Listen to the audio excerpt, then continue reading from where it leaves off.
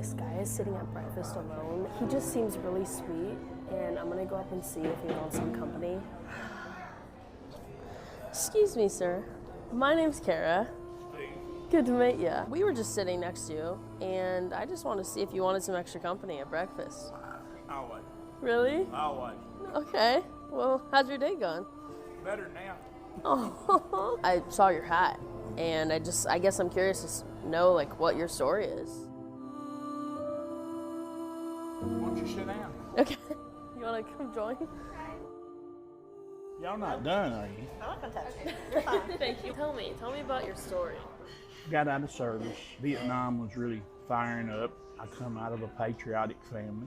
At that time, I went down to enlist for the draft. And me and a friend of mine, we took all these tests. They convinced us we were special. And they put us in a unit called the ASA, or the Army Security Aid. Army's version of the NSA. So we were going to be spies. Went to Fort Jackson, South Carolina for basic. Left there, went to Fort Gordon, left there, went to Vietnam. You know, at the time you're seeing stuff on the news, but you don't corresponding side of it with a 18-year-old kid is I spent 4 years. I got hurt in Vietnam. We come back from overseas, and they tried to talk us into taking our uniforms off, putting on civilian clothes to fly across country because of people were spitting and cussing. It was Desert Storm before I ever heard anybody say, "Welcome back." And I saw it on a sign hanging over 24 going to Chattanooga. I had to pull over because I looked up and I was bawling my eyes. The sign said, "Welcome home, vets." Of course, now they were talking to Desert Storm. But on the bottom of the name it said, "You two guys, Vietnam vets." And it broke me. So we went a lot of years. We wanted to come back to the World War II parades, you know, and we come back to the spitting and cussing. But last night was kind of tough. Every time I try to watch Memorial, I'm proud of this country, but they don't do enough for the veterans. You know, you see these boys with their legs blowed off, or face massacred. My wife was worried about me going to bed last night. I can't emotionally tell you who I am. A lot of difference in what the world has grown through. But this is our badge. I don't have the uniform anymore, but I still have the mindset. You know, I'm 74. If the right president was to call me today and tell me he had something for me to do, and I can figure out how to do it, and I'm on my way. We have grown to be a bunch of crusty, grouchy old men, and we don't take no crap off anybody. I can't run, I can't fight, but I can step back and shoot you. But I want y'all to have, I want your kids to have a better world than what we've allowed to develop. If you don't remember, you tend to repeat.